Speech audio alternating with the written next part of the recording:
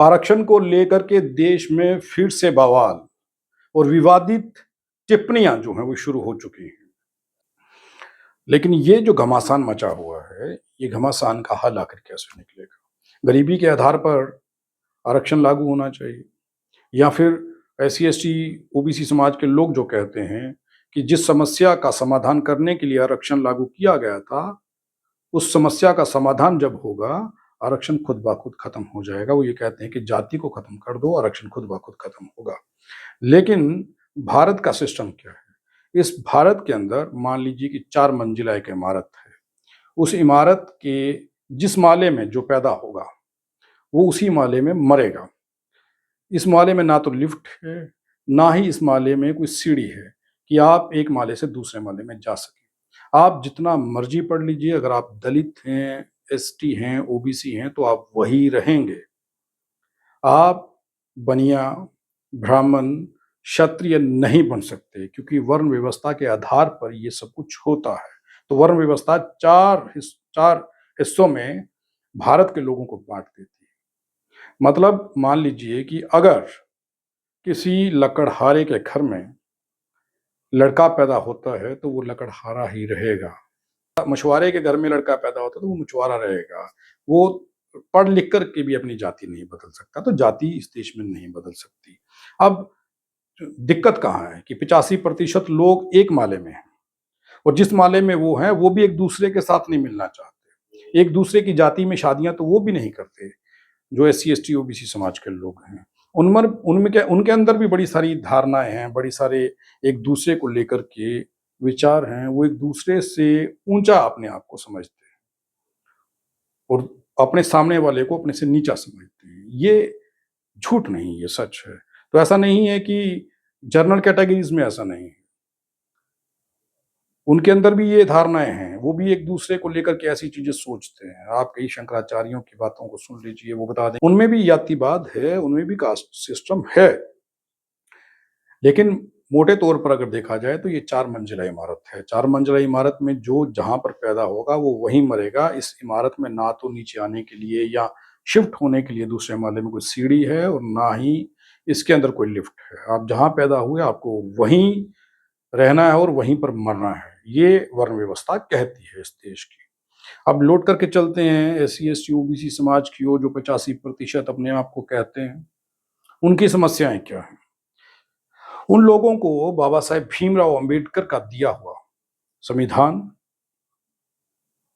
उसे वो सीरियसली नहीं लेते हैं। वो कहते हैं कि उसकी इतनी ज़रूरत नहीं। बड़े सारे लोग हैं जो बाबा साहेब भीमराव अंबेडकर को जानते तक नहीं और बड़े सारे लोग ऐसे हैं जो बाबा साहेब भीमराव अंबेडकर का नाम तक नहीं लेना चाहते। लेकिन उनका दिया हुआ आरक्षण चाहिए। उनके दिए हुए आरक्षण के अंदर इलेक्शन लड़ने के लिए रिज़र्व सीट चाहिए। उनके दिए हुए आरक्षण से नौकरी चाहिए। उनके दिए हुए आरक्षण से जो बेनिफिट्स मिल सकते हैं वो सब चाहिए। लेकिन बाबा साहेब का नाम नहीं लेना चाहते, उनके विचारों को नहीं अपनाना चाहते और ना ही अपनाया है। चंद लोग हैं देश के, अगर पूरी 85% पॉपुलेशन की बात करें तो चंद लोग हैं जो बाबा साहेब भीमराव अंबेडकर की फिलॉसफी, उनके विचार, उनकी विचारधारा की चर्चा करते हैं। लेकिन उन लोगों की भी आपस में नहीं बनती है, वो भी एक-दूसरे के साथ लड़ते रहते हैं। चलिए ये स्वभाव है, इसे बदला नहीं जा सकता, एक-दूसरे से लड़ना-झगड़ना अलग चीज़ है। अब नौकरी बाबा साहेब के आरक्षण से चाहिए, लेकिन बाबा साहेब का नाम लेने से डर लगता है। बाबा साहेब के विचारों से डर लगता है। एक बार सोचिए कि 85% लोग हैं, 15% लोग मतलब 100 लोगों पे 15% लोग रूल कर रहे हैं, राज कर रहे हैं। इसे किसी और वे में मत लीजिए। ये सिर्फ़ और सिर्फ़ 85% लोगों के लिए मैं कहने जा रहा हूँ। तो आप बार-बार कहते हैं कि आपकी संख्या 85% है, तो 85% लोग सरकार अपनी मर्ज़ी से नहीं बना सकते। 85% लोग संविधान की रक्षा नहीं कर सकते। 85% लोग 5 किलो राशन के उस लाइनों में जो अमीर हो गए उन्हें छोड़ दें, तो बाकी लोग उन लाइनों में खड़े हैं जो 5 किलो अनाज लेना चाहते हैं।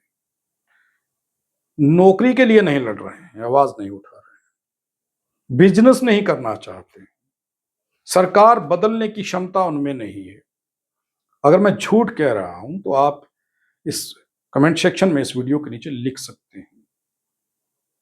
बाबा साहेब की राजनीतिक पार्टी जो थी आरपीआई, उस पार्टी का क्या हुआ?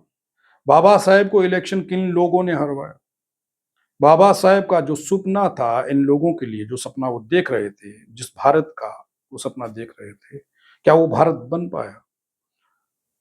अरे उनके जीते जी जिन लोगों को विदेश पढ़ने के लिए उन्होंने भेजा कि ये लोग लौट करके आकर के देश का काम करेंगे, देश के लोगों के लिए काम करेंगे, वो लोग धोखा दे गए बाबा साहब को। तो वो कहते थे कि देश में मेरे पढ़े लिखे लोगों ने मुझे धोखा दिया। तो बाबा साहेब का विचार इन लोगों के लिए मायने नहीं रखता है। मैं कई लोगों से मिला हूँ, वो कहते हैं कि बाबा साहेब का नाम लेने से दिक्कत हो जाती है, उनका नाम नहीं लेना। और कई ऐसे लोगों से मैं मिला हूँ, जो अलग-अलग इदारों में काम कर रहे हैं, प्राइवेट सेक्टर में, लेकिन अपनी जाति को छुपा करके काम करते हैं। उन जातियों का नाम अपनी जातियों के आगे सरनेम लगा रखा है, जिससे लगे कि वो जनरल कैटेगरी के हैं। लेकिन विडंबना ये है कि सिर्फ वो ये जानते हैं कि मैं इस सरनेम से इन लोगों में रह रहा हूँ, मुझे ये लोग यही समझते हैं। लेकिन हकीकत ये है कि उन सब लोगों को पता होता है कि ये व्यक्ति कौन है। ये ये जो धारणा है इन लोगों की, जो अपना सरनेम चेंज करके लोगों में मतलब घुसे हुए हैं, वो लोग उस कबूतर की तरह हैं कि जब बिल्ली उसका शिकार करने के लिए आती है, तो वो अपनी आँखें बंद करता है कि बिल्ली मुझे नहीं खाए। तो ऐसा नहीं है। सबको हकीकत पता है, क्योंकि भारत में आप किसी भी कोने में चले जाइए, कश्मीर से कन्याकुमारी तक, आपकी जाति को पता करने में 1 घंटे से ज़्यादा नहीं लगेगा। आपकी जाति तक लोग पहुँच जाएँगे, क्योंकि भारत लोकतांत्रिक देश है, लेकिन उसके बाद जातिवादी देश भी है। यहाँ पर जो भी काम होता है, वो जाति के आधार पर होते हैं। लेकिन जिन दलितों को, जिन ओबीसी को, जिन एसटी को नौकरियां मिल गई आरक्षण की बदौलत, उस बाबा साहब के विचार पसंद नहीं है, बाबा साहब का नाम लेना पसंद नहीं है, बाबा साहब के नाम लेने से वो लोग डरते हैं, उनका नाम लेने से। उनकी तस्वीर तक उनके घरों में नहीं दिखती है, जिसकी वजह से हजारों साल की गुलामी को जिस बाबा साहब ने खत्म किया, जिंदगी जीने का इन लोगों को अधिकार दिया, उसका नाम तक नहीं लेना चाहते हैं, डरते हैं। पुलिस के आला अधिकारी हैं, तो वहाँ पर भी इन लोगों को डर लगता है जाति। आप सोचिए कि जो आदमी पैदा हुआ है, हो सकता है कि पैदा होने के चंद घंटों के बाद मर जाए, चंद सालों के बाद मर जाए, या फिर अपनी उम्र पूरी करके, यानी कि 50, 60, 100, 80, 110 साल की उम्र तक जी करके मरे। लेकिन मरना तो है। अब आपको एक चीज़ तो सोचनी होगी, मौत से डर किस चीज़ का? और एक चीज़ याद रखिए, डर सबको लगता है। उन लोगों को भी लगता था जिन लोगों का राज उस समय था, जिस समय मुगलों ने इस देश पर हमला किया और इस देश में आए। डर उन लोगों को भी लगता था जिन लोगों ने उनसे संधियां कर ली, रिश्तेदारियां बना ली, उनके साथ हाथ मिला लिया, अपने ही देश का नुकसान कर दिया। डर उन सबको भी लगता है जिन लोगों ने ईस्ट इंडिया कंपनी के साथ हाथ मिला लिया, देश का नुकसान करवा दिया। तो ऐसा नहीं है कि उन लोगों को डर नहीं लगता है, उनकी जाति में कोई पावर है, ऐसा नहीं है, बिल्कुल नहीं है। ये सिर्फ विचार हैं। बचपन से ये दिमाग में डाल दिया जाता है कि आपको डरना है, तो आप डरते हैं, ये सब कुछ होता है। इसलिए अपने हकों के लिए लड़ना सीखिए। जरूरत क्यों है आपको किसी के आगे हाथ फैलाने की, 5 किलो अनाज के लिए लाइन में लगने की, वृद्ध अवस्था में पेंशन लगवाने के लिए उन नेताओं के घरों के चक्कर काटने की? संविधान उनके लिए भी उतना काम करता है, आपके लिए भी उतना काम करता है, सबके लिए। लेकिन डर, मानसिक गुलामी जो है, वो उसे आप लोग एक्सेप्ट कर चुके हैं, जिस वजह से ये सब हो रहा है। मीडिया में कितने लोग हैं बहुजन समाज के? क्या अपना मीडिया खड़ा कर पाए? अपना मीडिया खड़ा कर पाए? कोई बड़े चैनल्स बताइए मीडिया के, जो बहुजन समाज के हों, जो तुम लोगों की बात करें, जो तुम लोगों के लिए खड़े हों। सच ही बोलना है, झूठ नहीं बोलना है, प्रोपेगेंडा नहीं करना है। सच बोलना है। प्रोपेगेंडा तो वो लोग कर रहे हैं जो लोग चाहते हैं कि देश का माहौल खराब, जो इन दिनों आरक्षण को लेकर के चर्चा करके देश का माहौल खराब करने का प्रयास कर रहे हैं। आपको तो संविधान के अंदर रह कर के बात करनी है, तो फिर डर किस चीज का? आप सोचिए कि बाबा साहेब भीमराव अंबेडकर ने अखबारें शुरू की, कितनी दिक्कतें आई, नहीं चला पाए। मान्यवर कांशीराम साहब ने अखबारें शुरू की, बंद करना पड़ी। उससे पहले ज्योतिबा फूले, उन्होंने भी पत्रिका शुरू की, बंद करना पड़ी, क्योंकि बहुजन समाज इन चीजों को सपोर्ट नहीं करता। ये 85% लोग हैं सिर्फ, लेकिन ना ये सत्ता परिवर्तन कर सकते हैं, सत्ता में बदलाव नहीं ला सकते। वोट डालने का बाबा साहब ने अधिकार दिया था कि वोट डाल करके मैं उन नेताओं के गले में जो रस्सी डाल करके आपके हाथ में पकड़ा करके जा रहा हूँ, आप जो चाहे करवा सकते हैं वोट के रूप में। तो आप लोग वो भी नहीं कर सकते, वोट का भी सही इस्तेमाल नहीं कर पाए। बाबा साहब का नाम लेने से डर लगता है। जो जनरल कैटेगरी के लोग हैं उनके खिलाफ बोलने से, उनके खिलाफ बात करने की बजाय आप लोग कॉन्स्टिट्यूशन को बचाने के लिए, कॉन्स्टिट्यूशन को पढ़ने के लिए, या कॉन्स्टिट्यूशन में जो लिखा है उस पर अमल कर लें तो दिक्कतों का सामना नहीं करना पड़ेगा। अब दिक्कत यह है कि बाबा साहेब ने जो राजनीतिक दल बनाया, उस राजनीतिक दल को किन लोगों ने खत्म किया? बाबा साहब जब इलेक्शन लड़े तो किन लोगों ने उनका साथ नहीं दिया? बाबा साहेब जिन लोगों के लिए खड़े हुए, जिनको ये सब कुछ दिलवाया, वही लोग साथ नहीं दे रहे थे।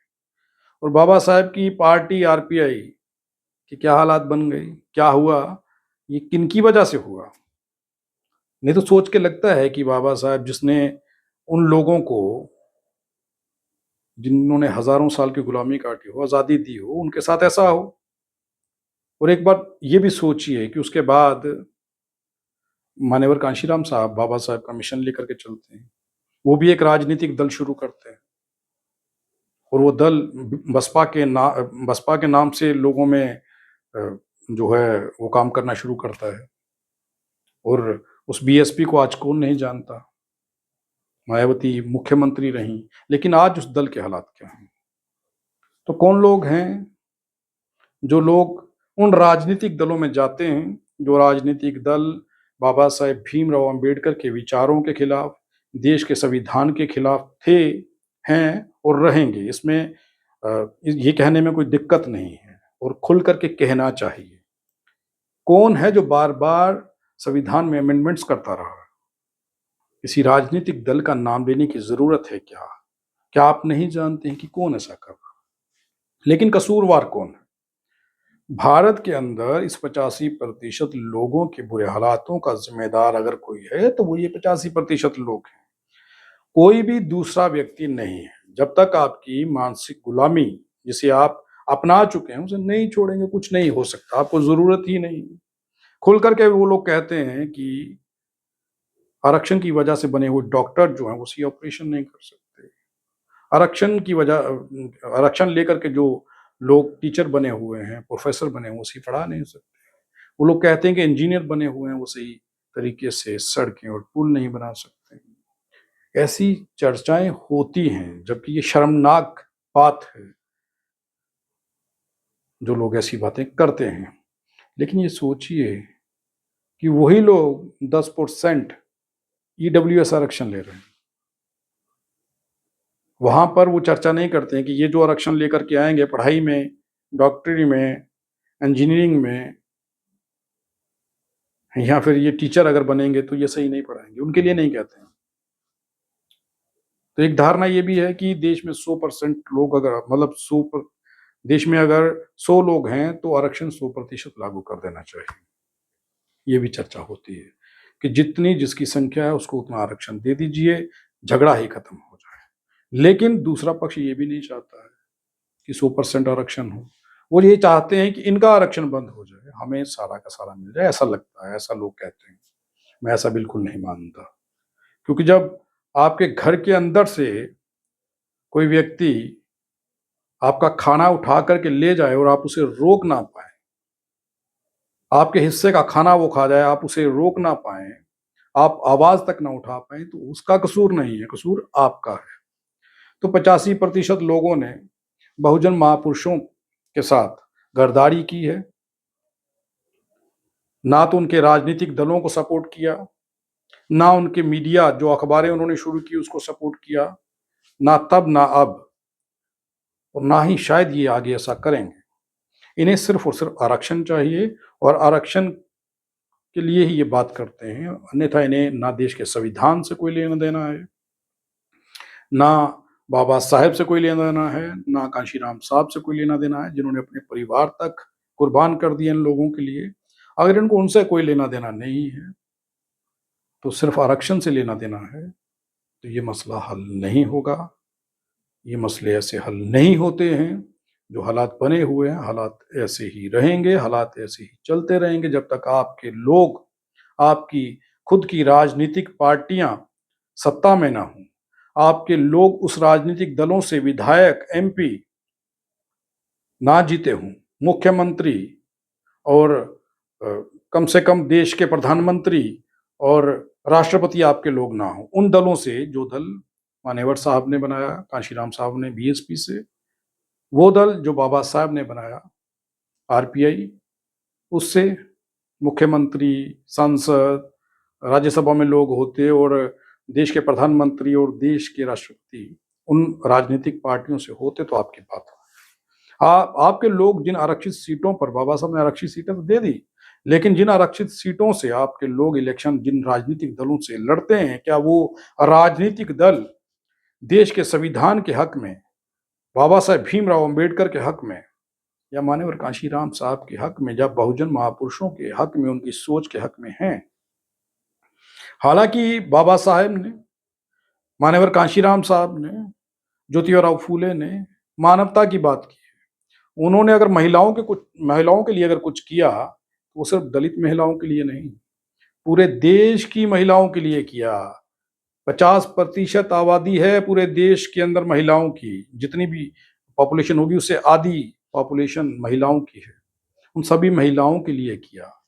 और ये नहीं कि उन लोगों के लिए नहीं, जनरल कैटेगरी, जो सो कॉल्ड जनरल कैटेगरी है, मानव मानव एक समान होता है, लेकिन जो सो कॉल्ड जनरल कैटेगरी खुद को कहते हैं, ऐसा नहीं कि उनके लिए नहीं किया, उनके लिए भी सब कुछ किया है। हाँ, लेकिन सिर्फ इन लोगों के लिए कुछ परसेंट आरक्षित कर दिया, ताकि ये लोग भी आपके बराबर पहुंच सकें। ऐसा लोग कहते हैं कि इसलिए किया गया। लेकिन आखिरी सवाल ये है कि क्या 85% लोग एक मंच पर आ सकते हैं? क्या देश में सत्ता परिवर्तन कर सकते हैं? क्या देश के अंदर वो अपना प्रधानमंत्री, अपना राष्ट्रपति और अपने राजनीतिक दलों को मजबूत कर सकते हैं? या फिर वो उन्हीं दो राजनीतिक बड़े दलों के, या फिर छोटे-छोटे जो राजनीतिक दल हैं राज्यों में, अलग-अलग राज्यों में, यूटीज़ में, उन्हीं के अंदर जाकर के अपना छोटा-मोटा काम करवाने के लिए उनके पीछे घूमते रहेंगे, या फिर उनसे टिकट लेके इलेक्शन लड़ेंगे और फिर बाद में उनकी गुलामी करेंगे? ये सबसे बड़ा सवाल है। क्या ये आखिर में मैं कहना चाहता हूँ, आप बढ़िया बिज़नेसमैन बन जाएँ, आपके नीचे जब रॉयल्स और ऑडी जैसी गाड़ियाँ होंगी, तो जाति-वाती खत्म। और आपका जब बड़े-बड़े कारखाने होंगे, आप बड़े बिज़नेसमैन बन जाएँगे, जातिवाद खत्म। ये जाति-वाती वाला सीन नहीं है, ये सब खत्म हो जाता है। जब पावर आपके हाथ में होगी, पैसा आपके हाथ में होगा, कारखाने आपके चल रहे होंगे, हज़ारों एम्प्लॉयी आपके पास काम कर रहे होंगे और बढ़िया ज़िंदगी आप जी रहे होंगे, तो जाति-वाती कौन पूछता है भाई, सब खत्म हो जाता है। तो जातिवाद का रोना-रोना बंद करिए। या तो 85% एक जगह इकट्ठे होकर के अपनी कोई बहुजन राजनीतिक दल को पावर में लाइए, सरकार बनाइए, अपना प्रधानमंत्री लाइए, राष्ट्रपति लाइए और सभी राज्यों में अपने मुख्यमंत्री लाइए, उस दल से जो दल आपके महापुरुष यानी कि बाबा साहेब भीमराव अम्बेडकर या फिर मान्यवर कांशीराम साहब बना करके गए हैं। करके दिखा दीजिए, पता चल जाएगा एक ही रात में। लेकिन ऐसा नहीं होगा, ये आप भी जानते हैं, मैं भी जानता हूँ और वो भी जानते हैं जो आपका विरोध कर रहे हैं। कमेंट सेक्शन में बढ़िया-बढ़िया कमेंट लिखिए। ऐसी अभद्र भाषा को मत लिखिए, जिसे सुनने के बाद या पढ़ने के बाद आप ही के परिवारों के लोग हताश होते हैं और वो देखते हैं कि कौन लोग ऐसी भाषा लिख रहे हैं। इस वीडियो को शेयर करिए, ये आपका काम है और इस मुद्दे पर चर्चा करना मेरा काम था, मैंने कर दिया। अब अपना काम आप खुद करिए।